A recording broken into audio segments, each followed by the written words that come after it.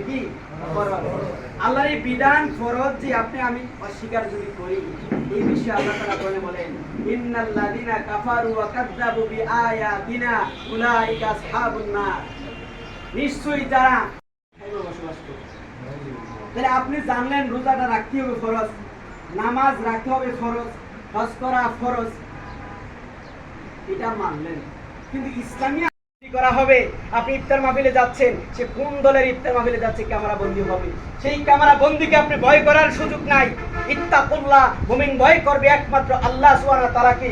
অতএব আপনি ইসলামী আন্দোলনে আসার কারণে কে আপনাকে পাহারা দিচ্ছে, কে আপনাকে ভয় দেখাচ্ছে, সেগুলা পরোয়া করার কোন সুযোগ নাই।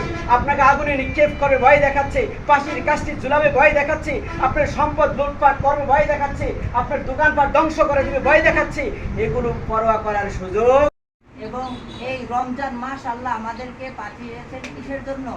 আত্মসংযম যেন হইতে পারে, আল্লাহর জমিনে আল্লাহর দ্বীন প্রতিষ্ঠা করার জন্য যে বিধিবিধানগুলো আছে সেই বিধিবিধানগুলো পালন করার জন্য যেন আমরা এই রমজান মাস থেকে প্রশিক্ষণ নিতে পারি।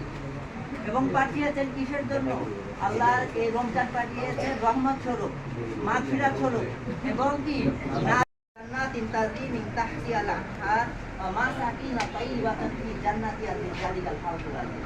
তাহলে কি করবেন? আল্লাহ আমাদের সকলের গুনাহ খাতাগুলোকে মাফ করে দিবেন এবং এমন সব জান্নাতের ভিতরে প্রবেশ করাবেন যে জান্নাতের তল দিয়ে নিচ দিয়ে ঝর্ণা দ্বারা সদা প্রবাহিত। এটাকে আমি যখন কারাগারে ছিলাম তখন এই গল্পটা আমি বিভিন্ন প্রোগ্রামে বলি যে আমার পর একটা ডেট যাচ্ছে, আমার জামিন হচ্ছে না। তখন হঠাৎ করে কিছু কারাবন্দী আমার কাছে এসে বললো, ভাই আপনার টেনশন নাই, আগামী তারিখে আপনার জামিন হবে। তাই বললাম কি ভাই বুঝলেন? বললো নতুন ম্যাজিস্ট্রেট যিনি আসছে উনি তো জামাত করে, শুটিং করে। তাই বললো যে উনি বলছে না উনি শুটিং করে, না উনি আদর্শের রোল মডেল হিসেবে নিজেকে উপস্থাপন করতে হবে। আমরা আমাদের কর্মকাণ্ড, আমাদের কাজকর্ম, আমাদের লেনদেন, আমাদের কথাবার্তা এর মধ্য দিয়ে প্রমাণ করতে হবে আমি জামাতের কর্মী। আর জামাতের কর্মী মানে সমাজকর্মী। আমার কর্মকাণ্ড দেখে মানুষ বলবে এই লোক নিশ্চয়ই জামাত ইসলামী করে।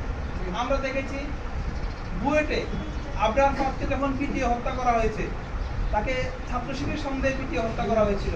তখন ছাত্রলীগের ওই ক্যাডারদের যখন গ্রেপ্তার করা হলো, তাদেরকে যখন আদালতে হাজির করা হলো, তাকে বলা হলো আবরার ফাতকে কেন হত্যা করেছিল। তারা বললো আবরার ফাত শিবির করত।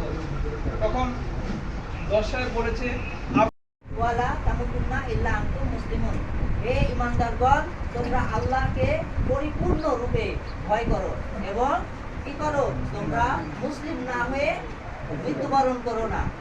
আল্লাহ এখানে বারবার কুরআনে মুসলিমদেরকে, মুমিনদেরকে, ঈমানদারকে ডেকে ডেকে বলতেছেন